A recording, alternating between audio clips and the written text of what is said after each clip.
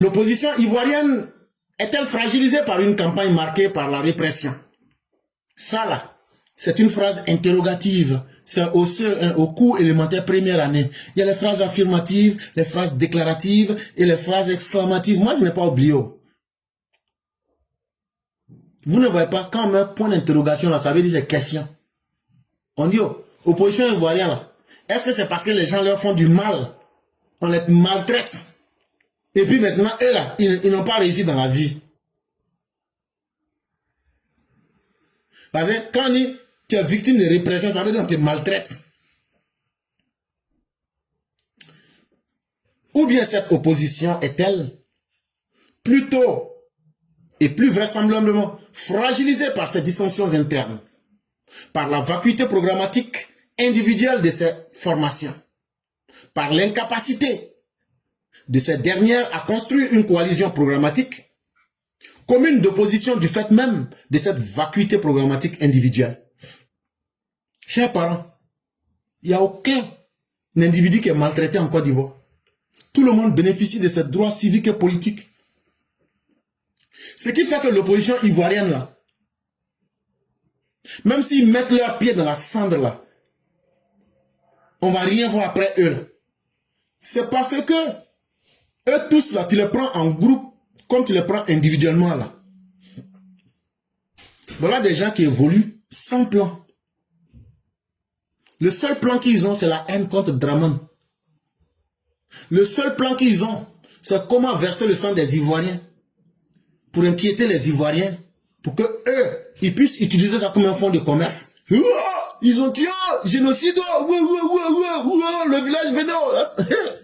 C'est ça seulement qui est leur plan. Quand ils font une coalition là, on est d'accord, ils sont ensemble, hein, mais on dit, est-ce que vous avez un plan d'action? Non. Mais vous êtes ensemble pourquoi? Non, on est ensemble juste parce qu'on n'aime pas Ouattara. Là, comme ça, là, le monde va voir.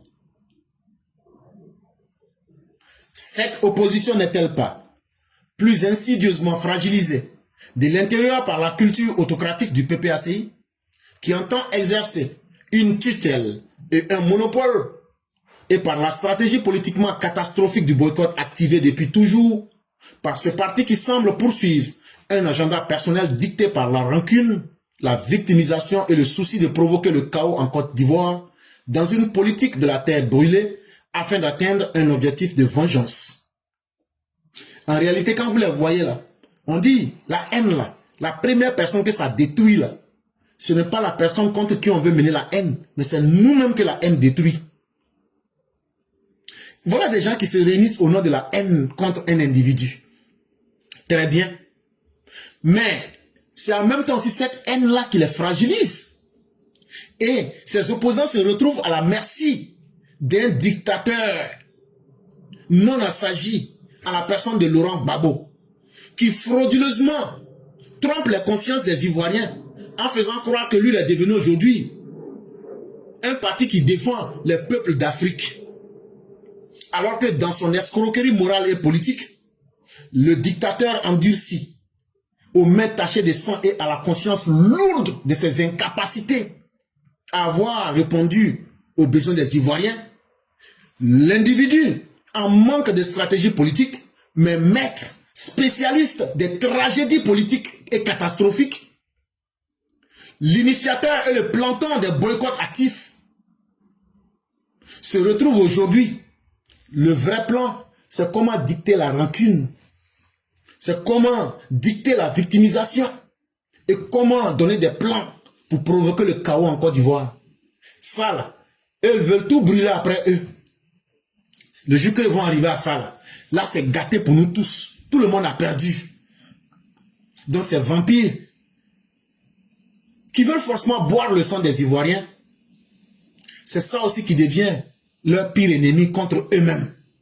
La vengeance qu'ils veulent contre les Ivoiriens et qu'ils veulent contre le président Alassane Ouattara, cette même vengeance se retourne contre eux. Et ça les fragilise. Et cette fragilité, on l'aperçoit par les appels récurrents d'une partie de ses composantes à l'insurrection et à la subversion, dont l'effet automatique est de susciter de la part du pouvoir régalien une réaction de maintien d'ordre public destinée à protéger et à garantir la sécurité des urnes et la sérénité du processus électoral.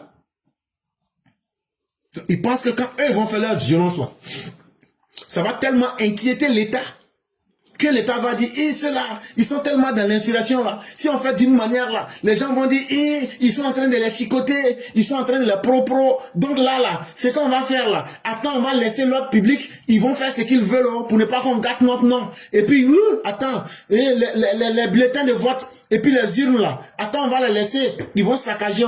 Là, comme ça, là, on va dire, bon, on les a pas touchés. Ou bien le processus électoral là, on va les laisser, ils vont saboter. Quand ils vont finir de saboter là, on va dire que c'est nous les gentils parce que ils ont fait ce que nous on a dit quelque chose. Ça veut dire, on n'a qu'à se transformer en État irresponsable.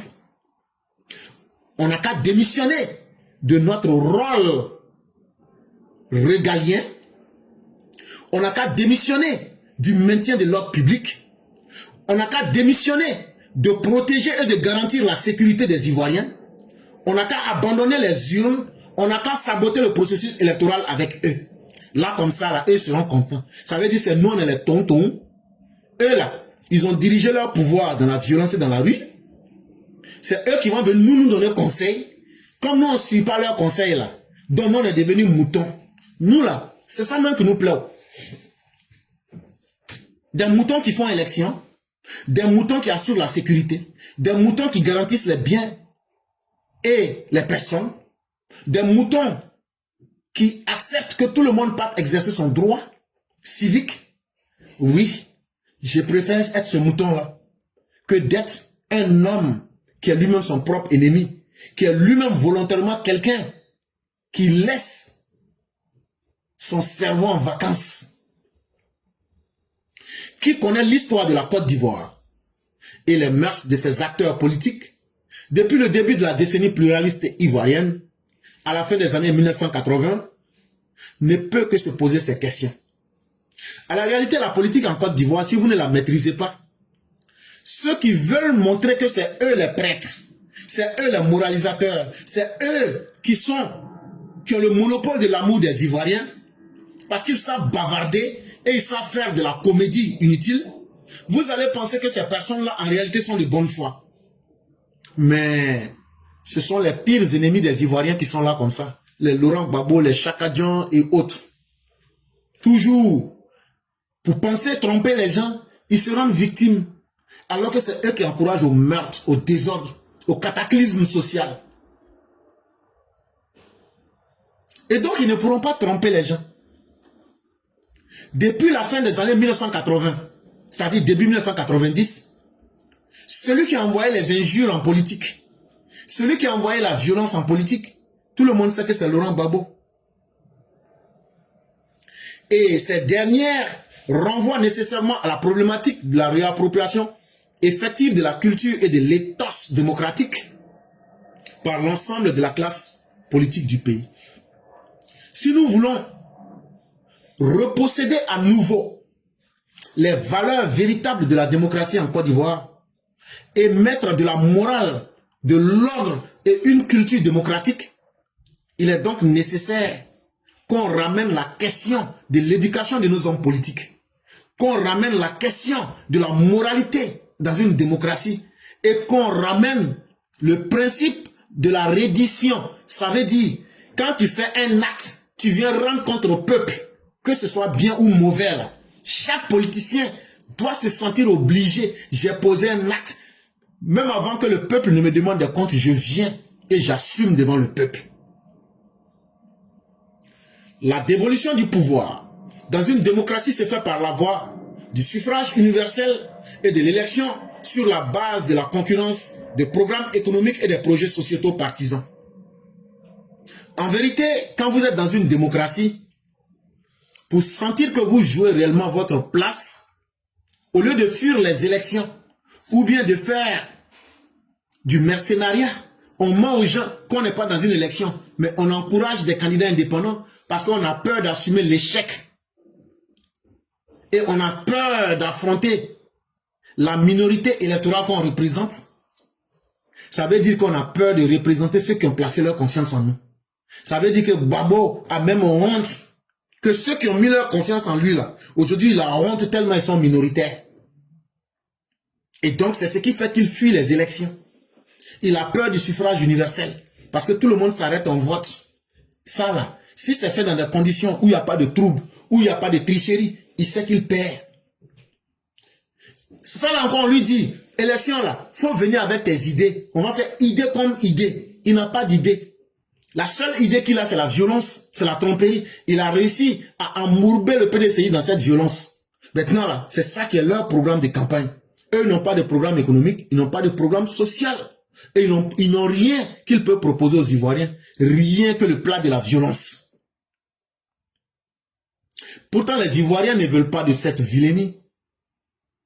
Les Ivoiriens veulent d'une démocratie qui s'exerce dans les régimes à travers le choix à la majorité des voix entre les offres politiques proposées aux électeurs par les candidats à l'exercice d'un mandat électif.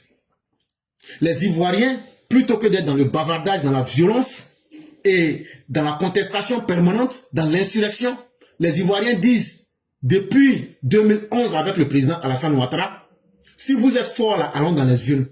Si vous gagnez là, même si on ne vous aime pas, on ne va pas vous arracher vos victoires.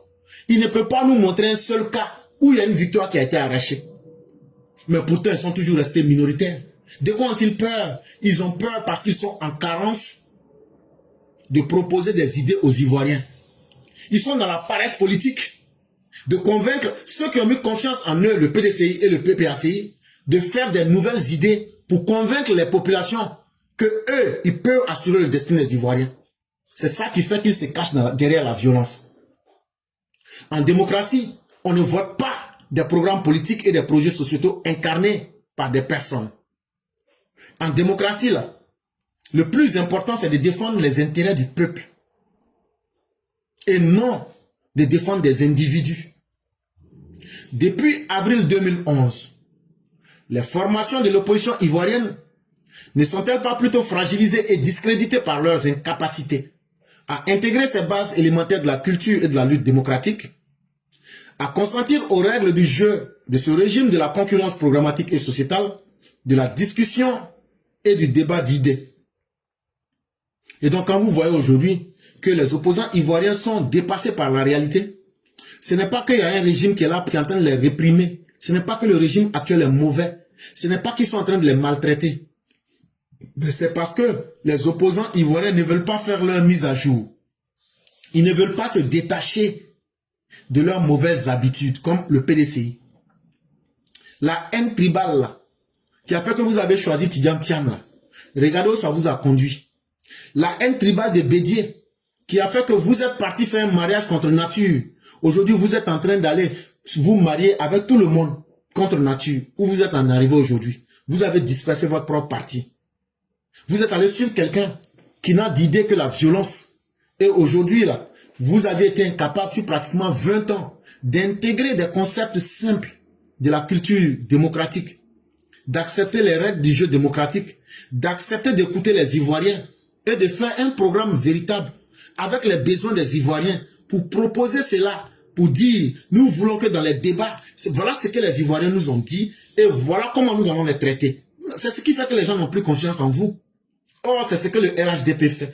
Le RHDP prend les problèmes des Ivoiriens, il leur dit, bon, voilà ce qu'on peut faire pour qu'on parte ensemble. Votre stratégie est dépassée, elle est désuète, elle est obsolète, elle est hors service. C'est ce qui vous fatigue. Sinon, là, il n'y a pas de régime qui fasse de la répression en Côte d'Ivoire. La résilience de ces questions, qui se posèrent également durant la campagne présidentielle d'octobre 2025 et durant toutes les élections des années précédentes, laisse voir une évidence. Ce n'est pas seulement en 2025, mais tant que vous n'allez pas régler les différents problèmes qu'on vient d'évoquer à votre niveau, si vous ne vous recyclez pas politiquement, si vous ne faites pas une mise à jour sociale pour essayer de comprendre que la politique là, elle évolue, elle est dynamique dans le temps et dans l'espace, vous allez volontairement vous acculturer de la démocratie pluraliste. Ça veut dire, vous allez vous condamner à être des étrangers dans la vie politique de la Côte d'Ivoire, en vous retirant des valeurs fondamentales. Et ce pays-là, La structure de la Côte d'Ivoire n'est pas une structure avec laquelle il faut jouer. C'est un pays multi-ethnique. C'est un pays multiconfessionnel. Et c'est un pays où la seule chose qui peut réunir les Ivoiriens, c'est le travail d'inclusion sociale et politique, d'intégration nationale dans la diversité, et surtout le respect des pluralités. Et soit à travers le vivre ensemble, l'unité et la stabilité politique de la Côte d'Ivoire. Si vous n'avez pas compris ça, là, vous n'allez jamais réussir et c'est fini pour vous. Et que Dieu fasse que vous restiez dans ce que vous êtes. Là, comme ça, là, nous, on va pouvoir utiliser ce que vous n'aimez pas, là, pour toujours rester au pouvoir. Continuez à diviser les Ivoiriens. Montrez qu'il y a les chrétiens, qu'il y a les musulmans, qu'il y a les comiens, qu'il y a les sikhs, qu'il y a les gens de Baal, qu'il y a les gens de Baoula, qu'il y a les gens... C'est vous qui connaissez tout le monde. Continuez à dire ethnie des gens pour dire tel est Ivoirien, tel n'est pas Ivoirien. Nous, là, ça nous arrange. Au RHDP, là, vous nous aidez à faire notre combat. Parce que même Awadon Melo, vous l'avez traité de Guinée. Donc demain, là, vous n'allez plus venir nous dire qu'il n'est pas Guinéen. Donc, c'est vous qui connaissez les origines des gens. Continuez à montrer aux gens leurs origines. Quand c'est comme ça, là, nous qui avons compris qu'il faut accepter tout le monde, là, nous, là, vous faites notre marché pour nous, et nous, on est tranquille, nous, on en tire les bénéfices. Donc, continuez, que Dieu fasse que vous restez pendant longtemps dans ça, là. Parce que quand vous faites ça, ça nous facilite la tâche. On prend ça, on montre aux parents, on dit, ah, le parti qui est là, eux là, ils sont dans la haine, eux là, ils sont là pour vous diviser, eux là, voilà ce qu'ils disent, s'ils viennent là, les doulas là, on va vous chasser. Non, vraiment, quand vous faites ça, c'est de la bénédiction pour nous. Continuez et que Dieu fasse que vous continuez à multiplier ça. Là, quand c'est comme ça, là, vous facilitez même notre tâche. Continuez à démontrer que vous n'aimez pas les chrétiens. Continuez à démontrer que vous êtes dans la prostitution confessionnelle. Tantôt vous êtes musulman, tantôt vous êtes catholique, tantôt vous êtes protestant, tantôt vous êtes athée. Continuez à vous amuser, à diviser les Ivoiriens. De toutes les façons, là, ce qui vous plaît là, c'est ça qui est votre poison. Mais votre poison là, ça là, c'est un remède chez nous. Et que Dieu fasse que votre propre poison là vous tue. Parce que tant que ce poison là va continuer à exister là, nous là, ça va être aussi un fonds de commerce pour nous. Et ça va nous permettre de maximiser les gains, de maximiser les militants pour leur dire, c'est pas mieux on va s'intégrer de façon nationale dans nos diversités. C'est pas mieux on va respecter tout le monde pour vivre ensemble. C'est pas mieux on va rester dans l'unité. C'est pas mieux on va rester dans la stabilité. En tout cas, c'est le message que le RDR RHDP tiendra.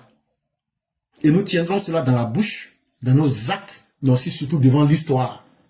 Pour être l'exception positive qui ne va pas suivre le superflu ou ce qui ne doit pas marcher.